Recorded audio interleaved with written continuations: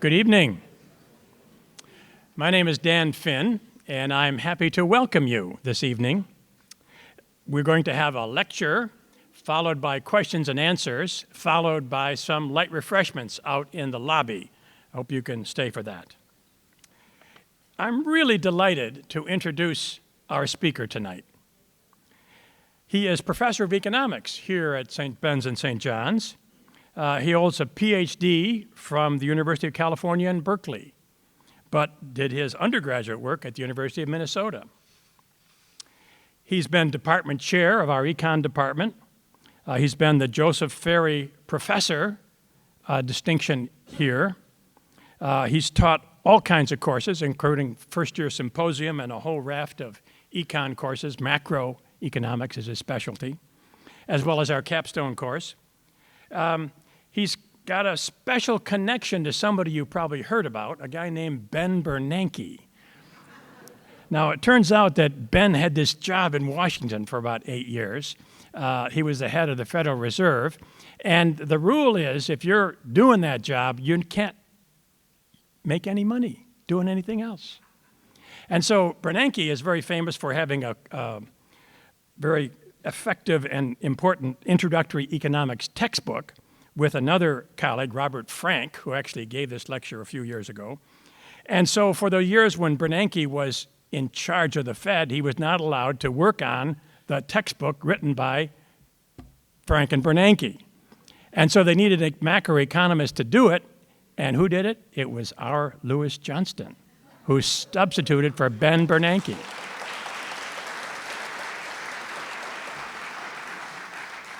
So Louis is also an author, then, of introductory textbooks. He's also been an external reviewer for a number of publishers and their textbooks.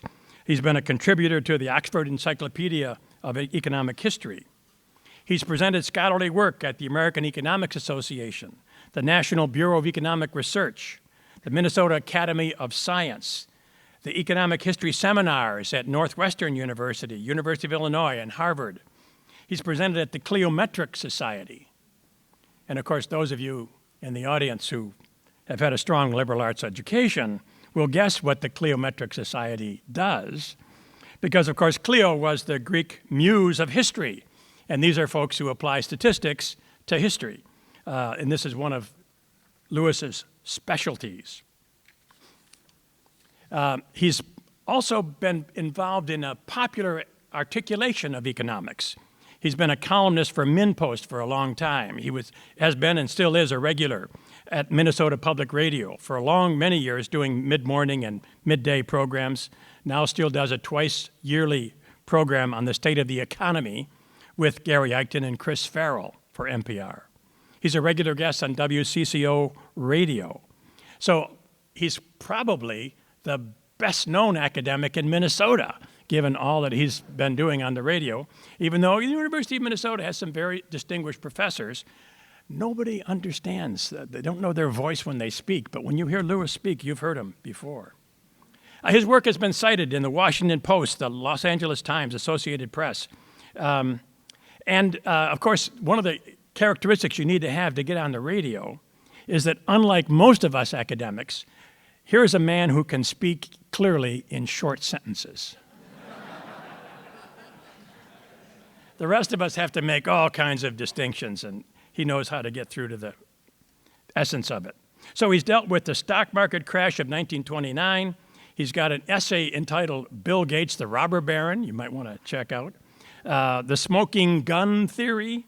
Economic expansions don't die of old age, they are killed, he says. But this is not a gloomy scholar of the dismal sciences that we have with us tonight. He's dealt with many different topics of other sorts, the state sales tax, U.S. competition in the world. He's famous for having created a really important set of statistics about the GDP of the U.S. from 1790 to the present.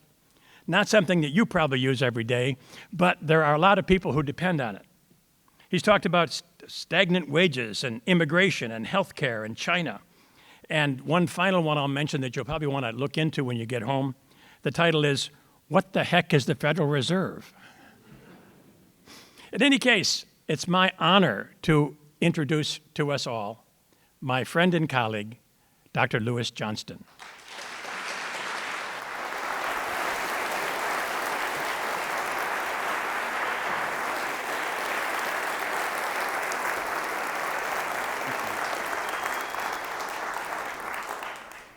Thank you, Dan. That was so kind. I appreciate it.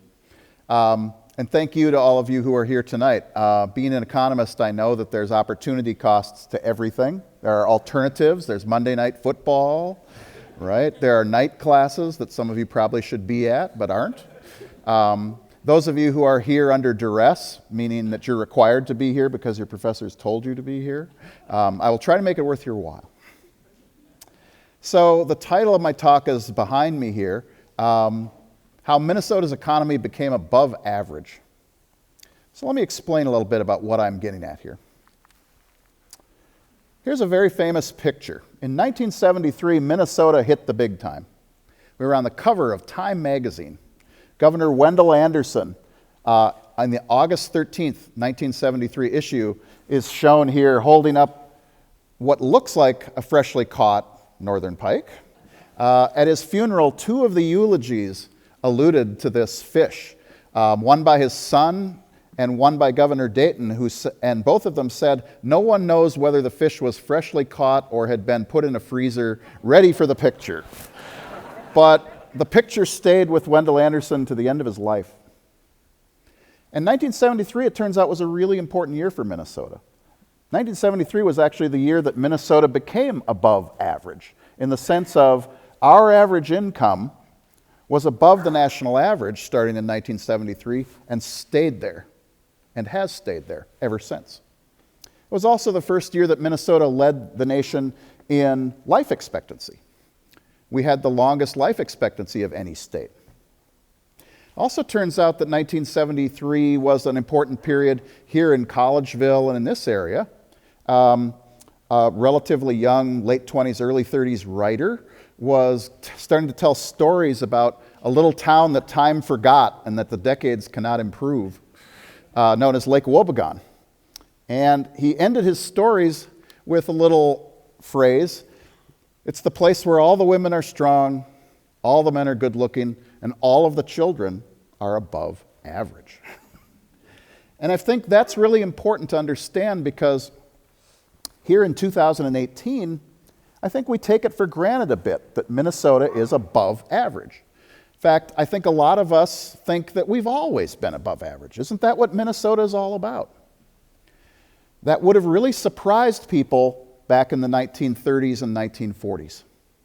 In particular, in 1939, Governor Harold Stassen appointed a commission called the Minnesota Resources Commission, whose charge was to ask what is going on with Minnesota's economy and why are we falling behind.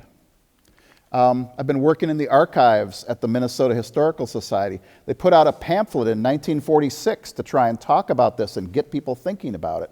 And one of the first pages is this one. It says, "How are we doing?" Well, not so well. In fact, in several important respects, Minnesota is slipping behind the rest of the nation. And it's got pictures with basically numbers falling off cliffs, talking about how terrible things are. So I think people who were around in 1946 who were paying attention to this would have been very happy in 1973 to see us on the cover of Time magazine. So how did we get there? I think that's a really important question. Let me give credit where credit is due. An economist at the Minneapolis Fed named Terry Fitzgerald first alerted me to this question. He wrote a piece in 2003 where he showed that Minnesota went from below average to above average since World War II. And I was inspired by this and thought it was a wonderful piece. And I wrote to Terry and I said, you know, I don't want to horn in on you if you're going to be working on this. And he's like, nah, I'm not going to do anything more on it. So, okay. I've basically been obsessed with it now for the last 15 years. First thing we're going to do together, kind of follow the way I've looked at it, is, well, what do the numbers tell us? What does economic growth in Minnesota look like? And how far back can we push the data? Because as Dan mentioned, I'm an economic historian, so that's one of the things we do. Then, since I'm an economic historian as well, I want to use the tools that economists use to understand how economies grow. what the famous economist named Simon Kuznets named modern economic growth. So we'll talk a little bit about that, but I promise no equations. Don't worry about that, those of you who are concerned about that. Then we'll put the two together. We'll try to look at Minnesota's story of economic growth through the lens of what economists know about how economies grow. And finally, since this was the subtitle of my talk, I thought I better have some. What are some lessons from this story? How are we going to be able to stay above average? What are some lessons from history about it? So let me start with economic growth in Minnesota. So, economic historians, going back to the 1950s, have put together national income data. So Dan mentioned it. I've worked on a project for many years that looked at GDP before 1928 and tried to drive it back to 1790. There are other economists who've tried to look at things at the state level and at the regional level. And generally, they've pushed these data back to the 1840s. But for Minnesota, the earliest we've got is 1880. So if you put together what's going on in 1880 in Minnesota and kind of check in at 10-year intervals, here's what you get. Let me explain the picture. If you look at the vertical axis on the left, you'll see the number 1. That means that Minnesota's per capita income is the same as the national average. If you're above 1, that means Minnesota's above average. If you're below average, that means you're below 1. Okay, now, with so many people here, I can't do what I would usually do in a classroom, which is I would call on someone to say, well, what do you see in this picture? But I'm not going to do that tonight. I'll tell you what I think I see in that picture. What I see is that up until about World War I, Minnesota was above average, and in fact was increasing its ability to be above average. And then sometime between 1910 and 1920, things went terribly wrong. We went from about 10% above the national average to about 85% of the national average in average income. And we stayed down there below average until 1973. This is data every 10 years, but we could use annual data from 1929 to show that. So my first thought when I saw these data and started thinking about them was, having been someone who grew up in the Twin Cities and watched television a lot, was, well, what about the 5-state area, right? Every night at the 10 o'clock news, they talk about the forecast for the 5-state area. Is this just a story of the upper Midwest? So, naturally, the first place I look at is Wisconsin. So here's Wisconsin. Doesn't look the same. Especially since World War II, Wisconsin has pretty much been flat at about 95% of the national average. There's some waves in there, and certainly Wisconsin was above Minnesota during the 20s, 30s, and 40s, and even into the 1950s, but once they hit their plateau in the 50s, they've pretty much stayed there. So we can't really learn anything directly by just saying, well, it's just a rising tide that's lifting all 5 states. How about Iowa? Well, Iowa looks a lot like Wisconsin, except lower in terms of per capita income. They got hit even worse by the farm crisis, the Great Depression, and so on. Yep, there we go, right in here. How about South Dakota? Oh, geez. 60% of the national average. Now, notice over here at the far right, things have been improving. It's nice to live next to a place that's found oil. It's always helpful, right? It's like choose your parents well. Same principle. Which kind of leads you to think, well, what does North Dakota look like? Oh, even worse during the Great Depression, but they've been riding the boom. And actually, if you extend this to the present, that has come down again below Minnesota's because of the decline in the price of oil that's happened over the last 3-4 years. So Minnesota's different. Minnesota doesn't look like its neighbors. There's something unique to Minnesota that seems to be going on. And so what I've tried to do is figure out what are the things that are unique to Minnesota that allowed us to become above average. The place I started was with my training as an economic historian and as an economist. When economists think about economic growth, we usually think about something, as I said, called modern economic growth.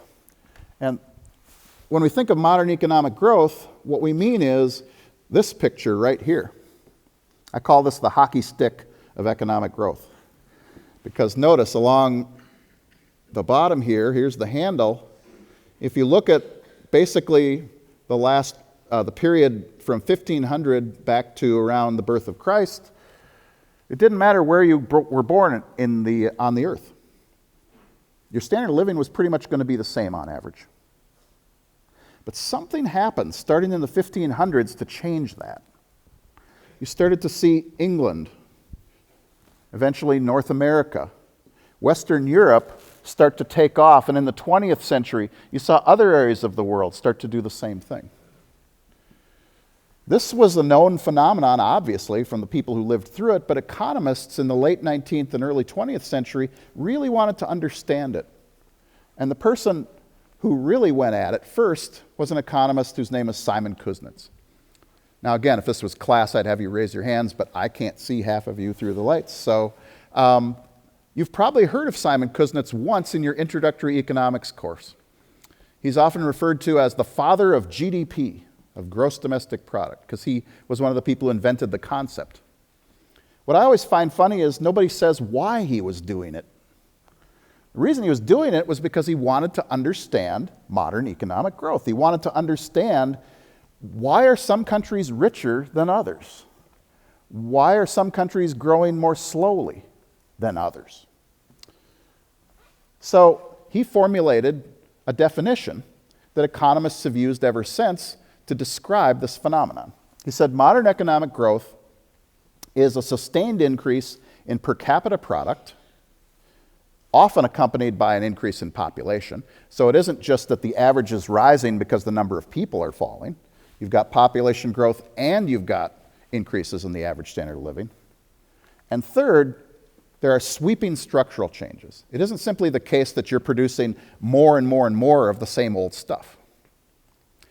Now, Kuznets won the Nobel Prize in 1972, so far be it for me to criticize him, but he wasn't the most elegant writer in the world. Okay, this is kind of a dull way to think about it, I think. But it gets the point across. It does leave one big question, though, which is, how does this happen? And so economists have been working on this question ever since the 1950s and 1960s. And if you trace it back to Adam Smith, it goes all the way back to 1776. Let's start with some fundamental causes, some things that are big picture causes. If we think about what causes modern economic growth, one of the things that's clearly important is institutions. Political institutions, social institutions, religious institutions. It turns out that different countries with different institutions have different levels of economic growth. Geography. Where you are on planet Earth matters. Are you landlocked? Are you near water transportation? Are you in the northern hemisphere or are you in the southern hemisphere? What continent are you on? It turns out that that matters a lot. And culture, religious culture, ethnic culture. Every kind of culture that you can think of, it matters because it affects the way people live their everyday lives and affects their decisions about how they're going to interact with one another in a market economy. Now, a lot of these topics, I could spend an hour just talking about them. Let's not zero in on this yet, though. Let's go one step deeper to what economists do, because this is more the realm, although economists have encroached on all of these things, these are more the realm of political science, of sociology, of geography. When you ask, what do economists focus on? We focus on the following proximate, nearby causes. The first one is, we ask, what's happening to the number of people who are participating in the market economy, what economists call the participation rate. So if you think about the fraction of people who either have jobs or are looking for them, Is that growing? If it is, that usually promotes economic growth in the standard sense of measured increases in GDP. Second thing we look at is the growth of resources for every one of those workers. How many tools do those workers have? How much land do they have available if they're working in agriculture or something like that? What about their own resources in terms of what economists call human capital? Do they have sufficient levels of education? Do they have good health? Okay? The more you can get that improved per worker, the faster your economy will grow and the richer your economy will be. Finally, here's an example of how economists never come up with cool names for anything. This should have some really fun name like supercalifragilisticexpialidocious or something, but we call it total factor productivity. And what it means is how we use our resources. I like to think of this as recipes. We've got resources like physical capital, human capital, and natural resources. How do we put it together? How do we use it to produce goods and services? Some combination of those three things leads to growth of per capita income. So that's the way I was trained, and that's the way that I've looked at things as an economist and as an economic historian. When I saw Terry Fitzgerald's article in 2003, my first thought was, well, can we dig into Minnesota's history and understand how important are these factors in understanding Minnesota's growth over the last roughly 150 years? It turns out there's a really nice way to organize your thinking about this. It comes from an economist named Jeffrey Sachs. He said, if you look at economic growth since the 1500s, you see three patterns that keep showing up. And it isn't that you move from one to the other, it's that at different times, different of these patterns are dominant. He called them resource-based growth, catching up growth, and endogenous growth. And what I'm going to make a pitch for right now, this is a hypothesis as much as anything, is that to understand Minnesota's economic growth, especially since the 1920s, we're talking about a transition from a resource-based growth economy to a catching-up growth economy. And that what we're experiencing now, since roughly the 1980s and 1990s, an economy that's been trying to make a transition to what's called an endogenous growth economy. And I'll explain this over the next few minutes. So let's take a look at Minnesota's growth through the lens of these ideas. Let's look at resource-based growth. And of course, with resource-based growth, what's the first thing you think of probably is agriculture, right? Here's a picture. All these pictures are from the Minnesota Historical Society. This is harvesting wheat in the Red River Valley in 1885, I believe it is. So growing things on the land, raising animals, and then processing them was a basis for Minnesota's economy from its very beginnings. Forestry, cutting down trees, turning them eventually into lumber for construction projects. And of course, in the latter part of the 19th century, mining with the discovery of iron ore on the Cuyuna and then the Mesabi Ranges. So what we're talking about, if we summarize all of this, is a process that works like this. You basically extract raw materials, right? You grow crops like wheat, and later more corn, and even later soybeans. You cut down and harvest the timber that's available. You dig up raw ore out of places. And then you process it, but not very much. You just do some minimal processing. You might mill the wheat into flour. You'll take the timber and saw it into lumber, but that's it. Take the raw ore, separate it out so that it's iron ore, but then that's it. You ship it off to somewhere else where it gets turned into something of higher value.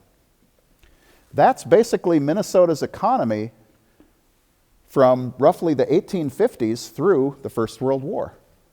Now, if we go back to the little diagram that I had a few minutes ago, what that means is it relied on very rapid growth of the participation rate. Get lots of people coming here. get lots of people moving here, get lots of immigration, have the people who are here have lots of babies and have big families because we need lots of people to work.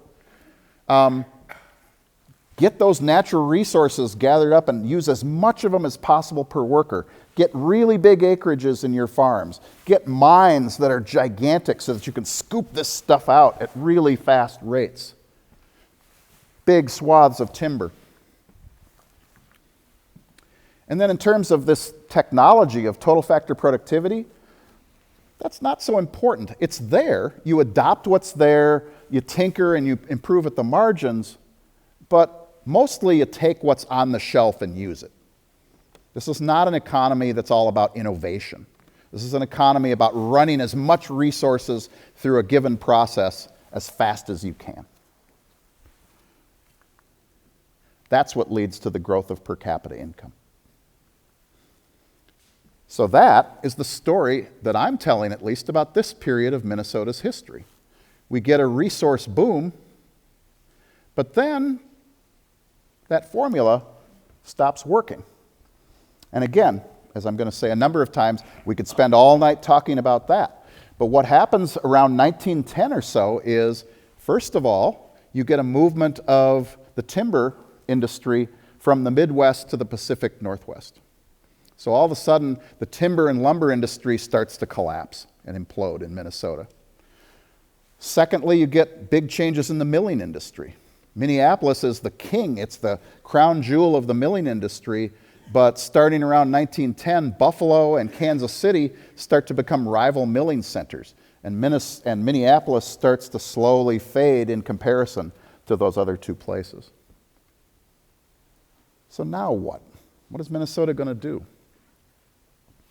Well, here's where we switch to catching up growth being more dominant. And the theme here is, instead of just extracting these raw materials and processing them a little bit, what we're going to do is we're going to take this stuff and we're going to add value to them. So here's our probably the most famous Minnesotan of all time, right? Someone who doesn't even exist. Sorry to burst your bubble if you didn't know that. She's not real. Betty Crocker, right? What became General Mills Corporation pioneered the idea of not just milling flour and then sending it out, but let's create food products. Cheerios, Wheaties, Bisquick, pre-made cake mixes. We add value to that flour and sell it to customers at higher prices than we could ever have sold them before. Forest products. Instead of just cutting down trees and turning it into lumber, start doing things like make paper.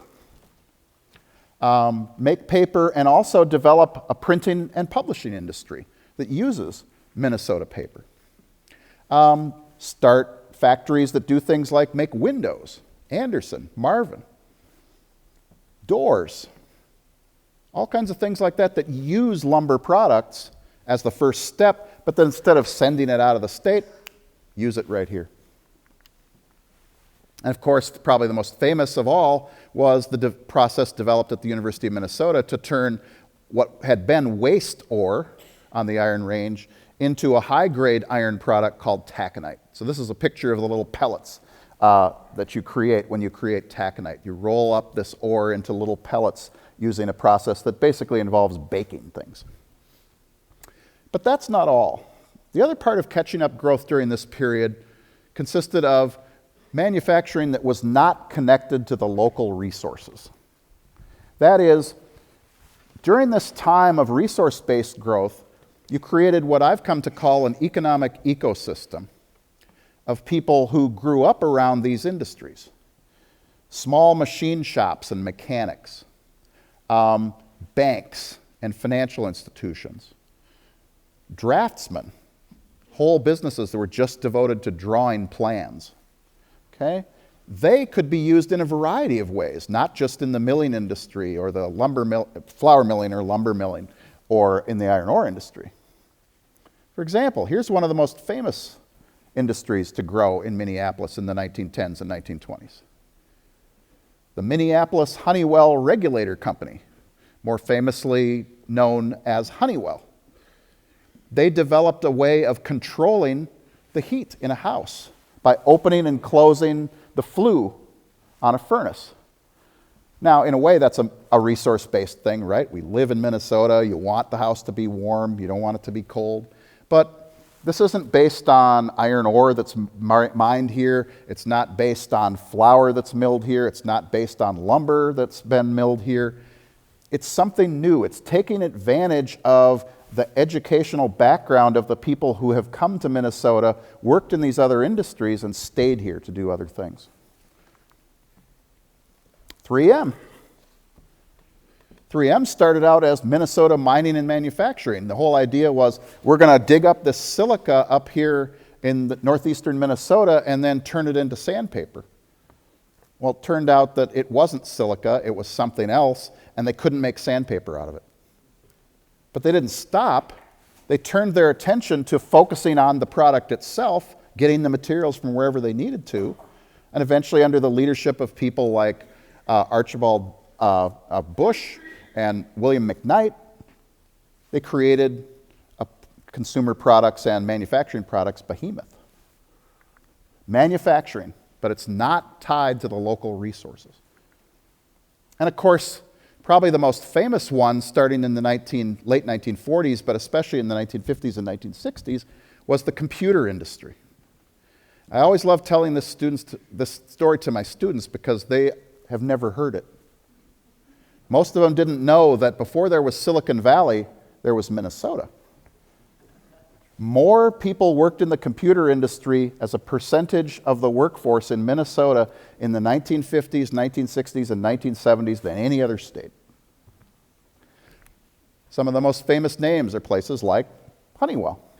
They already had experience in control systems. They moved into the idea of digitizing them.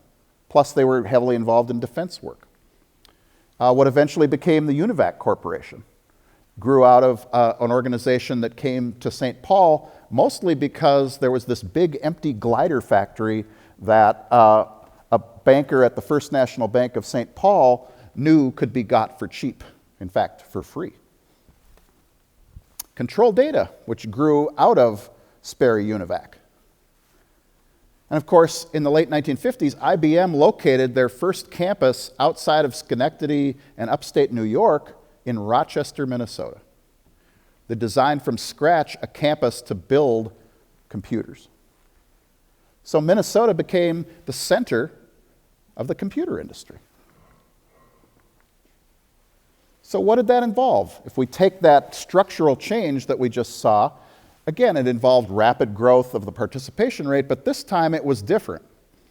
Instead of encouraging immigration, which had been cut off by the changes in 1924 that the federal government had instigated, this time it relied mostly on women, especially married women with children. That was a very important part of getting more people into the labor force, and I'll talk a bit more about this in a moment. Rapid growth, this time not of natural resources, but of physical capital and human capital. So more and better tools, better educated people, healthier people. And then here's where total factor productivity does start to show up. Turns out that adoption and improvement of best practice technologies is at the heart of understanding how Minnesota went from below average to above average. I'll talk a little bit more about that in a moment. Those three things together lead to the growth of per capita income, but this time, not just for a short boom, but for an extended 40-year period. And I think it's worth going into some details about this. So let's look at the period roughly from the 50s through the 2000s. What about the participation rate? Well, I already mentioned married women with children was one of the most important factors. Minnesota, by the early 1960s, had the highest labor force participation rate for married women with children of any state in the country. Where were they working? They were working at places like Honeywell. They were working at places like UNIVAC. They were working at Control Data. They were hiring as many women as they possibly could. Oop, didn't mean to click that. The other source of growth was attracting young people from the surrounding states. Minnesota was a net importer of people from North Dakota, South Dakota, Iowa, and Wisconsin every year from the early 1950s through the late 1980s. We were just drawing them in like mad. Human capital. A couple of really important points here. First of all, education grew faster than the national average.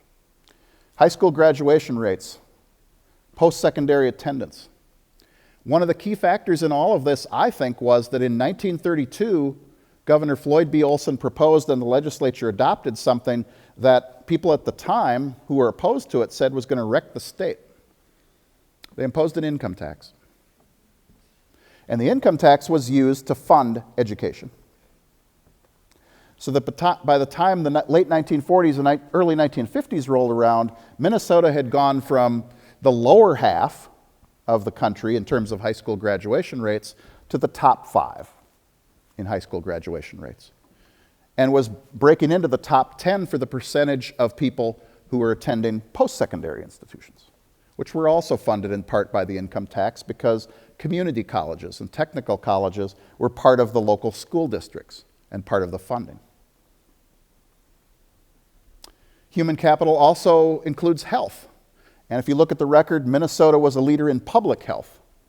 In particular, vaccination rates were higher in Minnesota than almost anywhere else. Infant and maternal mortality rates were relatively low. Medical care was widely available. One that I think is very important that I've always wanted to do more research on is dentistry. Turns out dentistry affects everything from heart health to your vision to your musculature. I never knew that until I started looking into this. And Minnesota was one of the leaders in insuring people, setting up dental insurance plans that said, we're going to get a checkup every 6 months. Physical capital. I want to distinguish between two kinds here, private and public. Private capital was very important. Being able for companies being able to borrow the funds to build new plants, to equip those plants, to build new buildings in general. I think it relied on something that was very important, and I'd even say unique to Minneapolis-St. Paul in particular and to Minnesota in general. We had very broad and very deep local financial institutions and financial markets. And in particular, in these local financial markets, people weren't looking for the highest rate of return no matter where it was. They were looking for the highest rate of return that would keep their money in the area. So for example, a great story about this is Control Data. Basically, it was funded entirely by local issue of stock. In fact, it's a little bit, not illegal, but shady. One of the ways they were able to raise money was they only sold stock to residents of Minnesota because that way they could avoid filing with the SEC. But they knew they could do it because these financial markets existed and they could tap into them. Public capital was also very important. Two things that I think are especially noteworthy are, first of all, transportation. In particular, Minnesota was different than almost any state that I've been able to find in terms of setting up its road network starting in the 1920s. If you look at a map of Illinois or Wisconsin or Indiana, if you want to go that far east, Iowa, their road systems are set up to converge on a major metropolitan area. Chicago, Des Moines, Madison and Milwaukee in Wisconsin, Indianapolis in Indiana. The freeways did that in Minnesota, but if you look at the trunk highway network, which is what it was called, it was designed very differently. The legislature really got down into the details and said, we want people to be able to transport goods and services, for example, from Worthington to Thief River Falls without going to the cities. Or go from Duluth to Fargo without going to the cities. That was different than any other state in the upper Midwest. And finally, water and sewer systems. We were one of the first states in the country to have state funding of local water and sewer systems. This helped promote local manufacturing outside of the Twin Cities. Because if you could get a grant from the state government or borrow at a zero interest or a low interest rate, you could set up a municipal water system, a sanitary sewer system, and attract businesses to your town. Think of Hutchinson, Minnesota. Think of Thief River Falls. Think of Rochester. This was where it really was done on a large scale to attract IBM. I mentioned technologies and total factor productivity. I think one of the things that's really important about understanding Minnesota in this period was we weren't so much a place where we invented new things, but we were really good at taking stuff that existed and improving it, making it a lot better. So for example, control data, again, is an important part of this story. In computers, what they set out to do was, yes, they would build really advanced, really fast computers, but what they would make their money on was creating what were known as plug-and-play accessories for IBM computers. You want a disk drive for your IBM computer? Sure, you can buy it for IBM and they'll charge you an arm and a leg, or you can buy one of ours and we'll sell it to you at a very low cost. You need a printer? Here's a printer. Plugs right into your IBM system at way lower cost and higher performance. Medical devices. Yes, the cardiac pacemaker was invented at the University of Minnesota. Earl Bakken created this cart that you could wheel around and hook people up to. But the thing that really made Medtronic a lot of money was the implantable pacemaker. They didn't invent that. A doctor in Buffalo, New York invented it.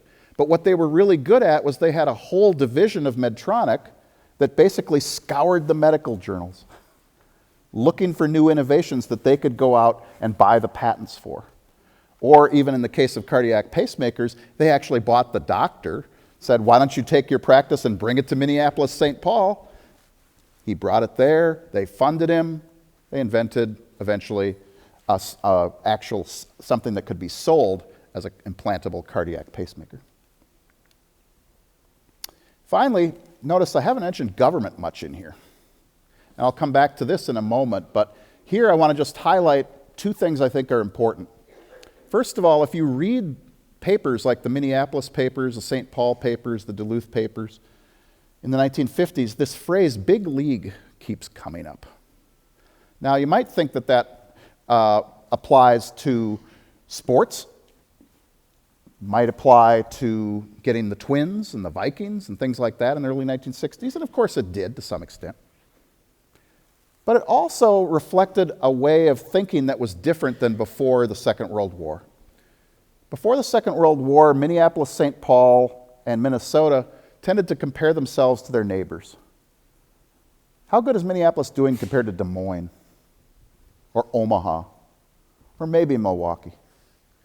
After the war, our sights became set on saying, how is Minneapolis doing compared to San Francisco, or Chicago, or Boston, or New York? That became the benchmark. We're not going to just compare ourselves to our neighbors, we're going to try and benchmark ourselves nationally. The other thing that I think was really important that government did was it promoted public amenities. Parks, trails, things that everybody could use rather than things that required a lot of money in order to participate in them. That's the story, I think, of this period from down here, where Minnesota was below average and became above average. But now the question becomes, we're above average, how can we stay there? What are some lessons from this story? There are lots of them, but let me focus on three that I think are important. Lesson number one, I'll let you read it. And no, this isn't Yogi Berra.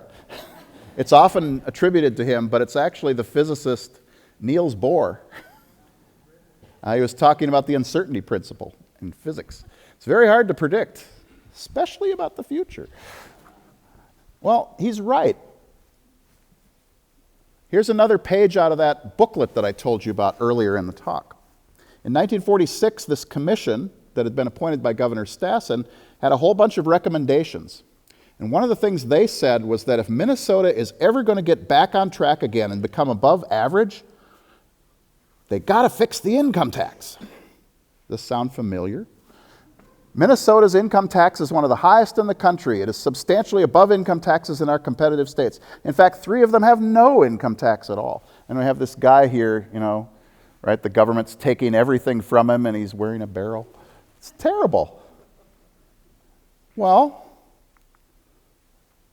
we didn't fix any of that till 1967. We argued about all kinds of reforms to the income tax, and yet the whole while, Minnesota's growing faster than the national average. So I think one lesson from history is the obvious things that people in the moment say we have to do in order to promote economic growth rarely are the answer. Lesson number 2. This isn't attributed to anybody, I made this up. Evolution is just as important as a revolution. It gets the headlines. If you pardon the expression, it's sexy to have new stuff, to come up with new innovations and things that nobody's ever seen before. But when you look at economic history, in the long run, what's really important is those incremental changes year after year after year after year that make things just a little bit better every few years, building on itself. Let me give you an example that I think is really important for Minnesota. I told you earlier about these computer companies. Well, as many of you in the room know, they're gone. Right? Honeywell is here, but it's not a computer company. It got out of computers in the 1980s. UNIVAC now exists. It's part of a company called Unisys that was created out of UNIVAC and Burroughs Adding Machine Company and a whole bunch of other companies that were kind of smashed together in the 1980s. Control Data disappeared in the 1980s and 1990s. IBM's still around, but IBM, for the most part, doesn't produce computers anymore. They can produce computer services. Yet Minnesota did not fall below average again when these companies disappeared. Why? To me, that's a really important question to ask. Here's my hypothesis. They evolved. In particular, the human capital, the people who worked at these places and the knowledge they possessed, stayed here. The people who were writing software at Control Data and IBM and UNIVAC started writing software to manage inventory systems for Target, one of the first companies to create company-wide computerized inventories. They helped found Best Buy, which took that same idea into the special area of retailing for electronics. They moved into medical devices. One of the books that I think is really important on all this is called Digital State by a U of M scholar called Thomas Misa. When Control Data started going belly up in his chapter on this, he said that Medtronic basically had an open door and hired every person they could possibly get from Control Data to join them, because they knew how to write the software, they knew how to run the hardware, and they didn't hardly have to train them at all. And then one that I think gets ignored a lot, but is really important in today's economy, is logistics. How do you move things from one part of the country to the other, or from one part of the world to the other? It involves using computers, mathematical algorithms, and all the stuff that originally was seeded in companies like Honeywell, Control Data, UNIVAC, and IBM. In other words, the human capital stayed here even when the physical capital of these companies disappeared. And that was very different than other places.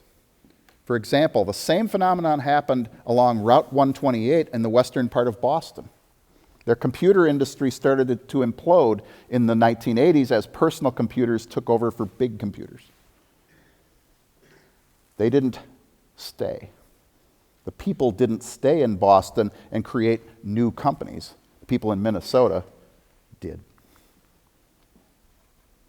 Lesson number 3, and I think this is the most important one. Invest in people, not industries. The big reason I think that lesson number 2 came about And the reason why we could go from a resource-based economy to a catching-up economy and now to an endogenous economy that's generating ideas from within is that rather than putting our money on a particular industry like automobiles or computers or you name it, and kind of chasing whatever the latest fad is, we put our money in our people so that those people, as opportunities came along, could take advantage of them. This was as true in the 1950s, when one of the reasons why UNIVAC located its major facility here, not in Philadelphia where it started, but in St. Paul, was because of an educated workforce that was connected with institutions like the University of Minnesota. Let me get a little personal about it, though, in concluding here. Here's a picture. This is 35 years ago. That's me. It might not. That's also about 60 pounds ago. You know, life is that way. On the right is my grandfather, Dorrance Johnston. He graduated from the University of Minnesota in 1931. Electrical engineering. He was never an electrical engineer. He went back to Warroad, Minnesota, developed businesses in mink ranching and commercial fishing. But I remember asking him, as kind of a impetuous, stupid 14, 15-year-old, well, Grandpa, you never got to use your college education. And he set me straight pretty quick. He said, I use it every day. I have used it every single day of my life since I graduated. He had that human capital. My dad, who's here tonight, graduated from the University of Minnesota in 1955 with a degree in chemistry. I don't remember, Dad, how long you were a chemist, but not very long. But you had the human capital. He had the human capital, the knowledge that he accumulated being a college-educated person.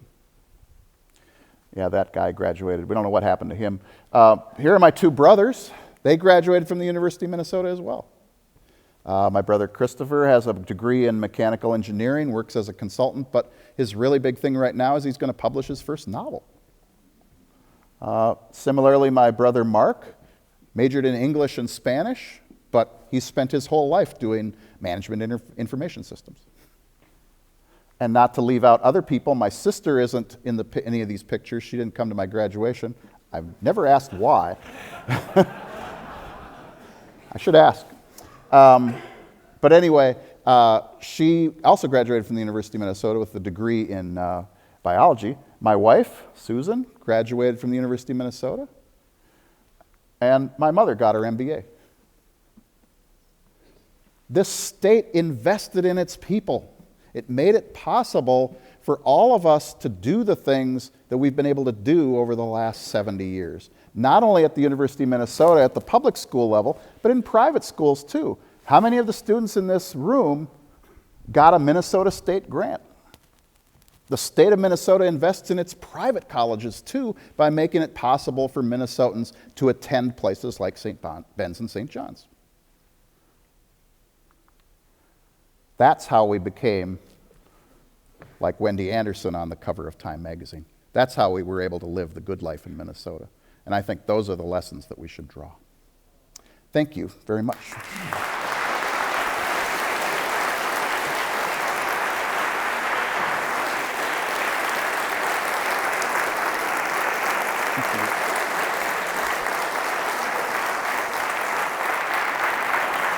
Thank you.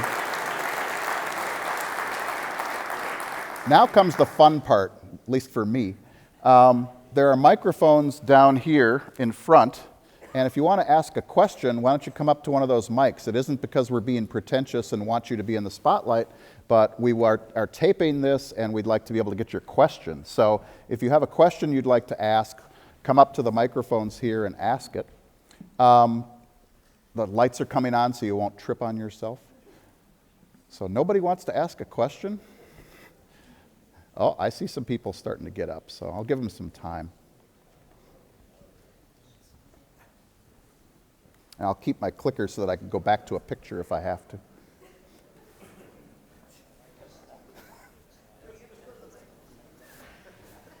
You're first. Thank you. That was very good. Thank you. I'm wondering what you see as the biggest threat to the good life in Minnesota. So I'll repeat the question just to make sure everybody heard it in case the microphone's not picking it up. What do I see as the greatest threat to the good life in Minnesota? Well, again, what time is it? How much time do I have? I think the biggest threat right now is the idea that we can get something for nothing. And what I mean by that is that, and I'm not saying this by political party, this is true of both parties, that you can get better educational outcomes without investing more resources, or that you can invest more in infrastructure without taking away from something else. I just feel like people have lost the sense that we're going to have to make trade-offs in order to do this. And that, to me, is the fundamental threat to the good life, that we don't realize that if we're going to keep this up, I'll go back a little bit here. This isn't preordained. I think we've gotten complacent with the idea that, well, of course we're above average. We've always been above average. No, we had to work hard at it. We had to invest a lot of resources in it. And to act as if we can just coast, maybe even spend less on what we do and everything will be the same, is wrong. Louis, you A started ringer over here to ask a question. Louis, you started answering the question that I'm going to ask, and that is, we've been cutting back on the percentage of the University of Minnesota and MnSCU and the entire education system in the state. And how long before we start paying the price for the cutbacks that we've made in the last 10, 15 years? Well, remember lesson number 1? It's very hard to predict, especially the future. But seriously, answer your question, I am worried about that. I'm worried about that on a number of dimensions. The first dimension is just kind of at the aggregate macro level, that we won't be able to keep our graduation rates as high as they are. We won't be able to keep our post-secondary attendance rates as high as we are just because the money's not there. But at the micro level, I'm also incredibly worried about the fact that we're wasting huge amounts of talent in Minnesota. Usually it's known as things like the opportunity gaps, right? We have thousands of young people who aren't graduating from high school, who could be joining all of these new industries and, in fact, creating new industries of their own. We're missing the boat on that. We have thousands of people every year who graduate from high school but don't go on to any secondary education, post-secondary education. Why? Part of it because we're just not spending the money that we need to make sure that those people know about it, that it's easy. So that's my answer is, I don't know when we're going to start seeing the engine seize up, but I think we will if we're not careful. Another ringer. My question is Minnesota's tale of economic growth just a tale of Minneapolis and St. Paul? And how have the rural areas in Minnesota fared during this period of income growth relative to rural areas of, say, my home state of Wisconsin or the Dakotas? So you can testify that I did not plant that question with you, right? That's a great, I'm so glad you asked that question. It turns out that it is not just a story of Minneapolis, St. Paul. If you look at the ratio of income in rural areas to urban areas, that has pretty much stayed the same since the 1950s, meaning that as the urban areas grew, so did the rural areas. And I think part of that is because of the way the investments were done, especially things, I mentioned the water and sewer systems as a great example. You didn't have to locate all of your manufacturing capacity in the Twin Cities. Companies like Polaris could expand in places like Roseau, Minnesota. Arctic Cat could do the same thing in Thief River Falls. Control Data could set up plants in areas all over the state. Because the amenities that were necessary to do that were there. So, no, it isn't just a story of Minneapolis and St. Paul. It's a story of probably, I like trains, you know this. It's the locomotive for the state. But it didn't just leave the rest of the state behind, it pulled the rest of the state along with it. If one of the inputs is population growth or more participation, and in the first phase that was immigrants or Yes. people coming to Minnesota, the second phase was taking people here that are already not participating but getting them engaged, such as women and others. Mm-hmm. Where do you foresee that part being in the future? Because it has to be there. It's Right. it's an integral part of the equation. I see it in two places. Number one, I think immigration is coming back. And tied to that is we need to do a much better job educating children of color. So, for example, my kids have gone, well, they're graduated now, but they went through the St. Cloud Public Schools. Large number of immigrant kids, especially Somali kids. They're not graduating at the same rate. Why? We need to do something about that because that's the answer to your question. That's where those future workers, future scientists, future idea people, they're going to be coming out of there, and we're not making sure that that resource is continuing to come. That, and then, as I said, immigration in general, I think is a really useful source. It's a really important source. I was looking at some maps a couple of months ago. If you look at the population of the Cedar Riverside area in Minneapolis right now, it's about 40% Somali. If you look at the same area in 1910, it's 40% Norwegian. We need to basically do the same thing that we did 100 years ago again.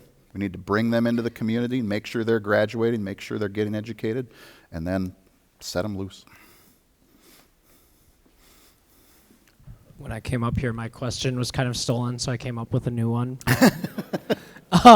Is your graph of per capita income taking into account cost of living in Minnesota as compared to other places?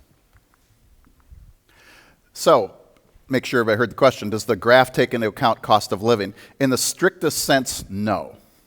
What it simply is the ratio of nominal, that is non-inflation adjusted income per capita in Minnesota relative to income per capita nominal in the rest of the country. So that is a problem. What's nice though is that over the last 10 years, the Bureau of Economic Analysis has actually developed real data at this level. The pattern looks pretty much the same. It also, even though you didn't ask this, but I get this asked to me a lot at talks that I give out in the community. Yeah, but taxes in Minnesota are really high. What if you take taxes out? That doesn't change it either. When you net out the taxes and look at net income per capita, the patterns are just the same as they were before, both for Minnesota itself and for the surrounding states. Louis, I'm going to ask the immigration question in a little bit different way. Great. Up until the 1920s, we pretty much had an open door. The door slammed shut. Then in 1965, we opened the door a little bit, and immigration increased. We're now in a period where we have an aging population, but we're about to slam the door shut again. So I'm wondering if you have any insight on not just educating the immigration population we have here, but how we deal with the aging population issue. Again, how much time do I have? Well, first of all, I think that dealing with the aging population issue is really important. I wish Chris Farrell was here. I'm used to having him to be able to pass a question off like this because his argument is that we have to change the whole notion of retirement. That there is no such thing as working, not working, working, retired. That there's a transition that you go through. He actually calls it unretirement. It's this period from working until you actually stop working. It's this unretirement, and then you have retirement. I think we need to start thinking about that as a public policy idea. How can we encourage that? How can we use the tax code, for example, to encourage people who are working part-time in order to keep getting their Social Security benefits and not withdraw from the labor force just because they're now hitting their limit or something like that? I was thinking about the immigrant part of your question a little bit too, because I forgot to mention this in the body of my talk. There's a lot of alums here. I counted the other day that there are 13 students who have done senior research projects that contributed to this. And I thank you publicly for all the work that you did. One of the ones that a student is working on actually right now is he's looking at what's been the economic effect of Vietnamese immigration since 1975. How has it affected wages? How has it affected the labor market? And I think we really need to ask that question, and we don't have good studies on it yet. We have a little bit here and there, but we need to really think about that. So it's not a great answer to your question, but those are my thoughts. Yes, you talked about the businesses in Minnesota and how it's been more about evolution than revolution. But as time's gone on, some of the businesses you mentioned have been having some trouble recently. Best Buy has tried to switch more to Great example. cell phones and that sort of thing. But their Best Buy mobile stores, they've also scaled back or closed. Target is facing stiff competition from Walmart, and now the next evolution of that, almost Amazon, in the sense that the way they're able to get product to people. And General Mills is also struggling right now as people's tastes are changing in terms of what they want to eat and what they want to consume. Mm-hmm. So I guess the way things are changing, it's moving more towards revolutions on the macro scale. So I'm wondering how these evolutions, if we just stick with tiny evolutions, if these companies are going to be able to keep up with everything that's changing, and how that's going to affect really the workforce in Minnesota. Boy, there's like 4 questions in there, but I'll do my best. I think that's where economic history is really powerful as a public policy tool and underutilized. So for example, if you look at the Fortune 500 companies that were located in Minnesota in 1955, I think only one of them is still on the Fortune 500, and that's General Mills. One of the biggest ones, I think it was the 5th biggest, was the Ontario and Minnesota Paper Company. Long gone. My point is that I think you're right about the revolutionary part, but revolutions are actually made up of lots of little evolutions. And so the General Mills of 1955, the General Mills of 1885, and the General Mills of 2025 may have the same name, but they're not going to be the same company.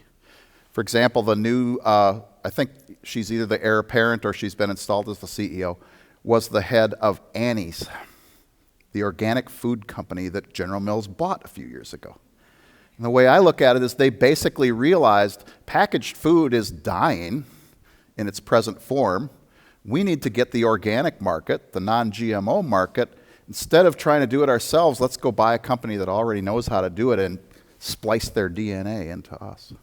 So even though it's revolutionary, I think in its outcome, it still looks like you're just kind of going along. The Best Buy one, I laughed when you mentioned it because Dan mentioned I've written about 105 columns for MinPost, and one of them, which still gets read every once in a while, was Target should buy Best Buy. I still get people reading that every week, and I still actually think that would have been a really good idea. That would have been a way for Target to evolve, basically to have that in there. And I still think that might be the way that Best Buy ends up. That they end up not being a standalone company, but they get bought by maybe Amazon or something like that. Thanks. I guess my question relates to sustainability and what appears to be an anomaly if I remember my data right, but I think Minnesota has one of the lowest I'm not ignoring you. number of new businesses, startups, as compared to other states. However, if you start a business here, you're likely to survive because we have one of the highest rates of survivorship. Is that an anomaly, or I was wondering if you might comment on that? Well, I don't know if it's an anomaly, but it's something that I don't think is really well understood. A lot of people who do business development say, you've got to have lots of new startups, and you've got to have a lot of entrepreneurship. Well, I was thinking about that a few years ago when one of our Clemens lecturers came, and I can't remember which one it was. He was looking at Latin America. And he put up a graph on this screen, and he showed rates of new business startup and rates of single owner entrepreneurship are highest in the poorest countries. The reason why you get lots of entrepreneurship and lots of startups in poor countries is that's basically the only way you can make a buck. So it's not a problem that in Minnesota we've got a relatively low rate because we've got stable corporations that people can work in. But here's the other side of it. I think we do in Minnesota need to develop what I like to think of as a skunk works mentality more. That is, coming back where the gentleman went, Best Buy or Target. I hope that somewhere they've got some people that aren't in Minneapolis, St. Paul, that are thinking about a totally different way of doing retailing. We don't do that enough. We tend to have more of a vertical, bureaucratized way of doing things too much. And so I'd like to see more of that in our companies. I don't know if that gets at your question, but hope so.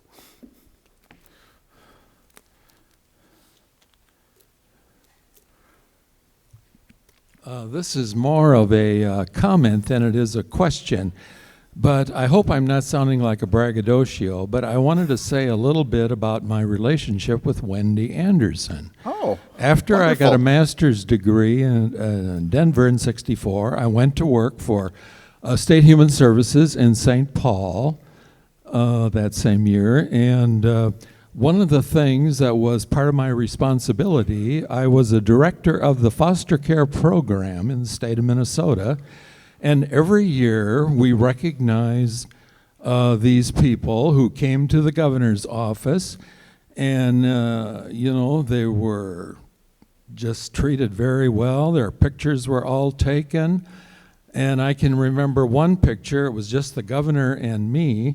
And I showed it to my mother, but she wasn't terribly impressed. You weren't a fish. I think, building off your comment, I think people matter. And one of the things that I think is really interesting about the Minnesota experience as well is that, notice, I haven't mentioned Democratic or Republican in my talk.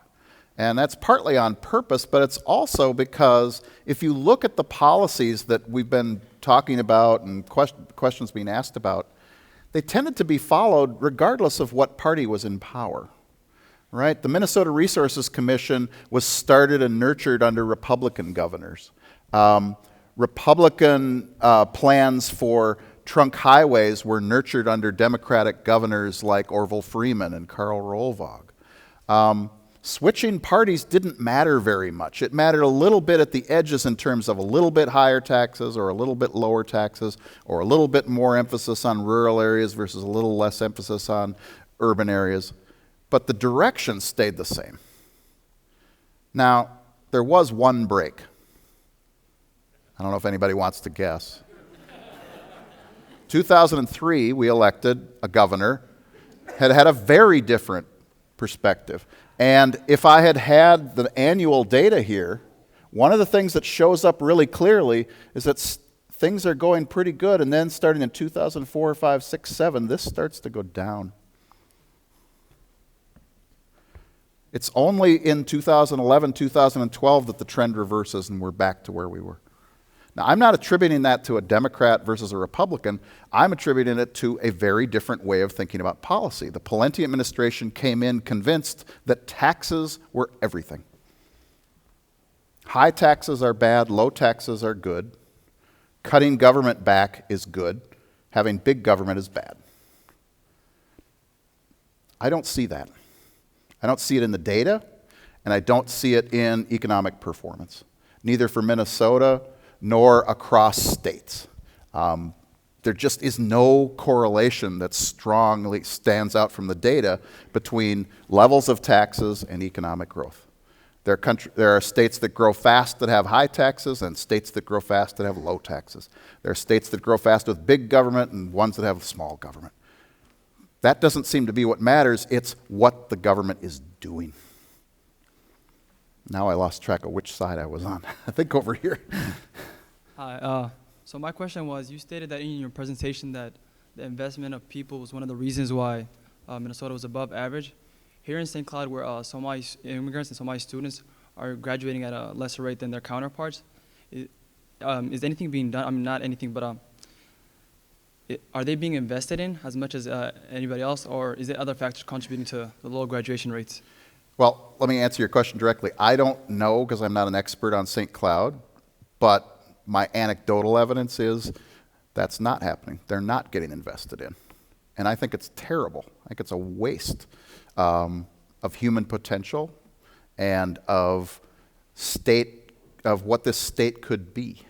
There are all these people who could come up with new ideas, who could invent the next, or come up with the next company.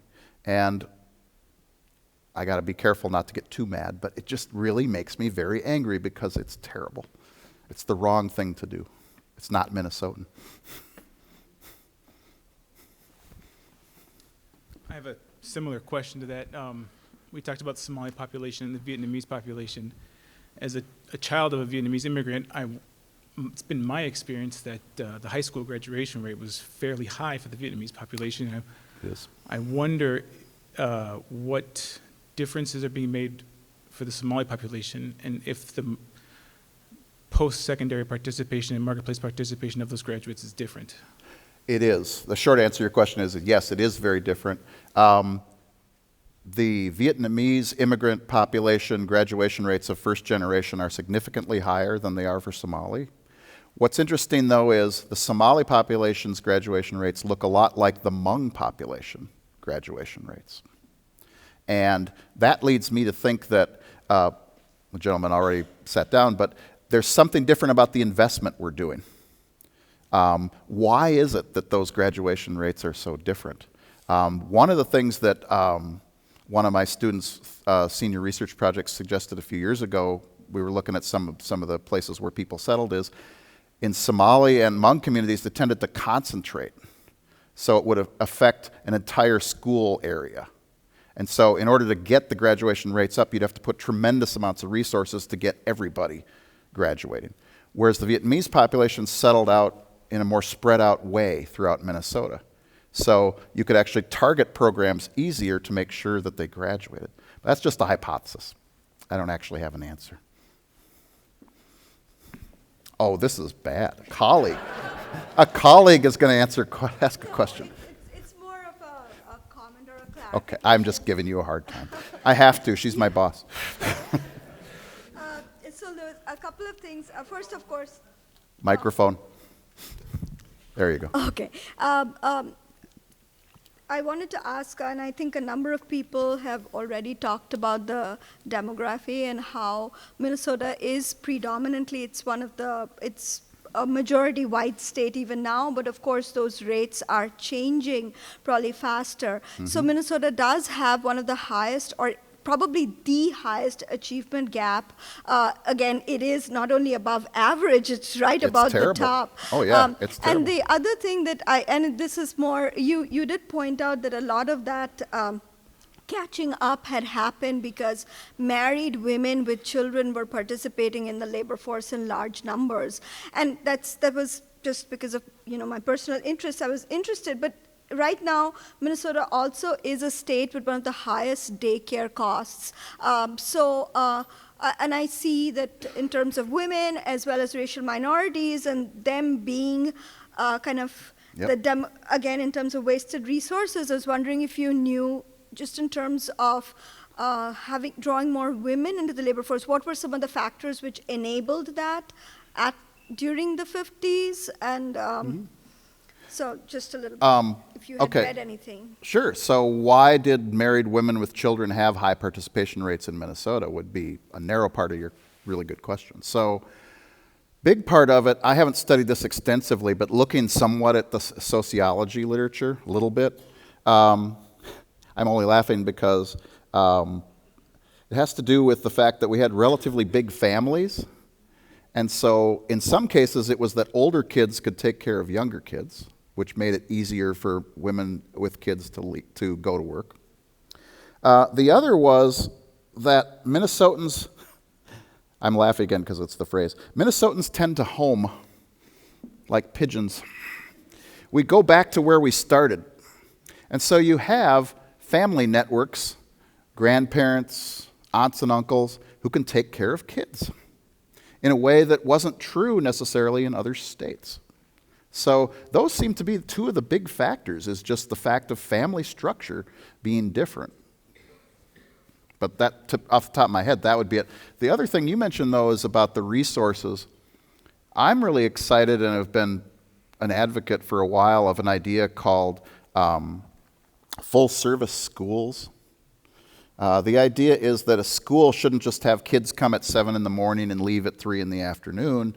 They should, in a sense, be community centers that operate from maybe 5 in the morning until midnight and provide social services, medical care, child care and pre-K, and during the school or during the day, child care. They should be places where we can, in a sense, grow the next generation collectively. I know that sounds, some people won't like that word collective, but I mean as a community, we can do that. Well, with Minnesota's Scandinavian roots, right? Exactly. I think it does. Thank you. We're, in terms of time. Okay. You're the boss.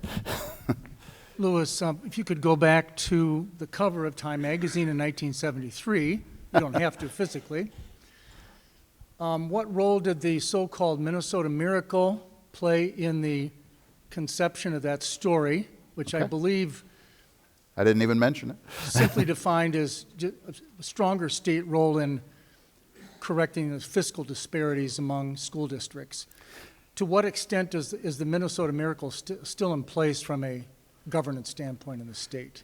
Okay, well, let me break apart your question. So what was the Minnesota Miracle? A lot of you might be wondering what we're even talking about. The Minnesota Miracle was a set of legislation that was passed in 1973 under Governor Anderson. And actually, he ran on this as part of his platform when he ran for governor in 1970.